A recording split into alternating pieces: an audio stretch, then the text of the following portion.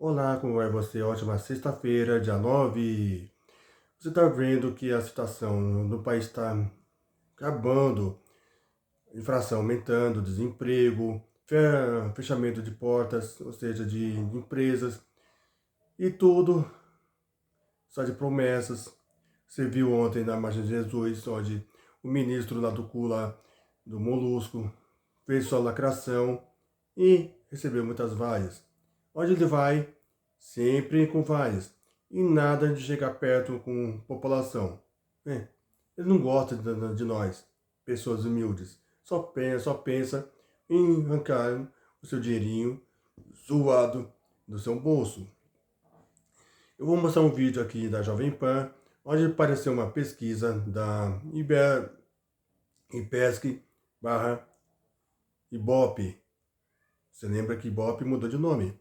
E foi também divulgada pela Grupo, aonde fala que o Molusco está diminuindo a sua aprovação, tá? Eu vou pedir para você, simplesmente ajude nós com like, compartilhe, comente e se inscreva no canal. Se você quiser, pode ajudar também através do Pix, adrianojoão2003@live.com, tranquilo? Vou passar o vídeo para você entender e tirar sua conclusão se esse é o melhor ou pior governo de todos os tempos aqui no Brasil. Tá beleza? 1, 2, 3, 4, 5. Nessa sexta-feira foi divulgada a pesquisa IPEC Globo sobre avaliação do governo Lula. De abril para maio, o grupo que avalia a gestão de Lula como boa ou ótima teve uma queda e passou de 39% para Olha o gráfico. 37%. Subiu também o número dos que avaliaram como ruim ou péssima a gestão, de 26% para 28%. Os que consideram a gestão regular eram 30% e agora são 32%. A forma como Lula está governando o Brasil é aprovada por 53% dos entrevistados contra 54% de abril.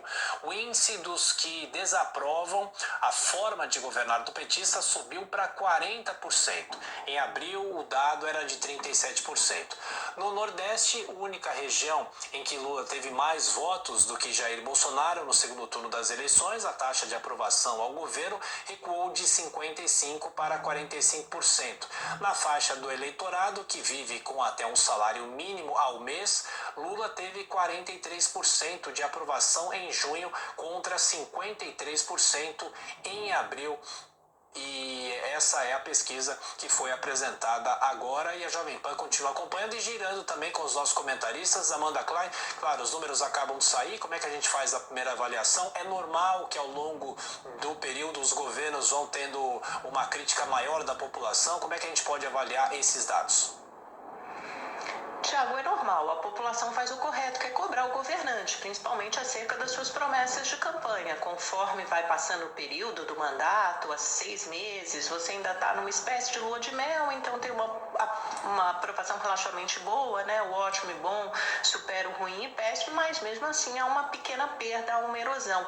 E se você olhar retroativamente, se você olhar para o histórico dos ex-presidentes da República, por exemplo, nesse período do mandato, junho, Lula tem uma aprovação maior do que tinha Bolsonaro. Bolsonaro de 35% de ótimo bom nesse período, Lula 37%. O Bolsonaro nunca teve uma aprovação muito alta, né? Eu acho que o máximo que ele teve foi quando ele começou a dar o auxílio emergencial, que ele subiu aos 37%. Talvez no final do mandato, lá perto da eleição, ele tenha conseguido recobrar mais ou menos esses índices. O Michel Temer, então, era péssimo, tinha 13%. Agora, se você comparar o Lula com ele mesmo, né, com seus primeiros 2 mandatos, ele tinha uma aprovação maior em junho, ele tinha cerca de 43%. A Dilma, então, superou esse índice, tinha 48% em junho.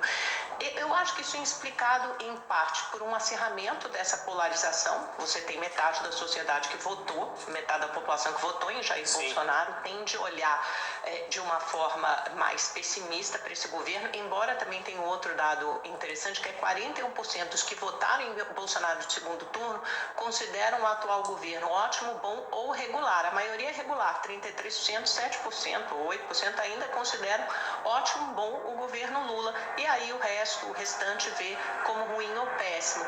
Então você tem uma ligeira erosão ali daquela aprovação, nada alarmante, mas é lógico que o governo tem que ficar de olho. De olho em quê? Em colocar as suas promessas de campanha em efetivar as suas promessas de campanha. Algumas já foram efetivadas, né? A Bolsa Família, o Minha Casa Minha Vida, você teve a PEC da transição que concedeu mais dinheiro para investimentos e áreas sociais importantes, mas agora você tem que botar a economia nos trilhos. Você começa a ter uma melhora nos índices de inflação e do próprio crescimento, da perspectiva de PIB, falta a população sentir isso no bolso. Ô, Beraldo, esses 5, 6 primeiros meses de Lula, desse terceiro mandato dele, não estariam agradando em cheio a população? A gente tem alguns elementos para avaliar, né? Primeiro, que a eleição do Lula se deu no ambiente de ultrapolarização. Então, acaba que as pessoas enxergam seus candidatos meio como time de futebol. Mesmo que não esteja indo bem, as pessoas tendem a falar bem, né? A querer mostrar que esse candidato, o que foi eleito, está melhor do que o outro, que, né, se tivesse sido eleito. Então, tem esse aspecto. Outro aspecto é do ponto de vista real, concreto da vida das pessoas. O brasileiro está numa situação econômica muito frágil, as famílias estão muito endividadas, a inadimplência está aumentando, nós temos um problema ainda na questão da renda e do emprego, não há um projeto de país que crie uma perspectiva positiva, diferente do que aconteceu lá atrás, nos primeiros governos Lula, onde o vento soprava a favor, o mundo criava essas expectativas e as pessoas tinham a impressão, pelo menos, de que sua vida ia melhorar. Hoje a gente não tem isso. E aí a gente linka essa pesquisa com os números que a gente viu há pouco em relação à educação do Brasil. Imagina, hoje nós temos só 53% ou algo próximo disso da população adulta alfabetizada até o final. Não alfabetizada não, mas que concluiu todas as etapas do ensino. É muito pouco. A gente está muito para trás, a nossa população continua ignorante. Se nós não resolvermos esse problema da educação, nós não teremos uma população capaz de enxergar os problemas que tem diante de si e quais são os caminhos efetivos de solução. Porque o plano de governo do Lula é entregar picanha e cerveja. Mas isso não é plano para absolutamente nada. Os nossos problemas estruturais continuam aí e a população vai ficando cada vez mais desalentada. E um outro levantamento, esse realizado pelo Instituto Paraná Pesquisas, mostra como está a avaliação de Lula em 10 capitais do país. Repórter Beatriz Manfredini é quem tem esse destaque, Beatriz. Adriana, são as 10 maiores capitais do país que foram levantadas, né, nesse estudo do Paraná Pesquisas. É um compilado de avaliações do governo do presidente Lula entre março e junho deste ano. No topo da capital que mais aprova o governo do presidente, nós temos Fortaleza e lá embaixo, na 10ª posição, Curitiba. Vou passar os dados aqui para vocês. Olha, em Fortaleza, o presidente Lula tem 68,9% de aprovação, contra 27% de desaprovação. Em Salvador, 67,4% aprovam, 27,2% desaprovam. Em Recife, 62,6% aprovam e 32,5% desaprovam. Em Belém, 59,8% de aprovação e 35,4% de desaprovação. Em São Paulo, 55,6% aprovam e 38,7% desaprovam. Belo Horizonte, 50,4% de aprovação e 43% desaprovam. Rio de Janeiro, 49,2% de aprovação e 43,8% de desaprovação. Porto Alegre, 47,4% aprovam e 46,3% desaprovam. Manaus, 44,6% aprovam e 49,6% desaprovam. E em Curitiba, 42,7% aprovam e 53,20% desaprovam. Então, conforme a gente vai chegando aí no final da lista, a gente vai trocando um pouco essas posições e aí a desaprovação fica um pouquinho maior do que a aprovação e a aprovação maior ali no topo nos estados, principalmente da região Nordeste. Adriana. Pesquisa Paraná, valeu Beatriz. Amanda Claro, que Aí, faz com pronto. que o político... Pois é, você notou que o molusco está sendo derretido pelas suas políticas anti-Brasil.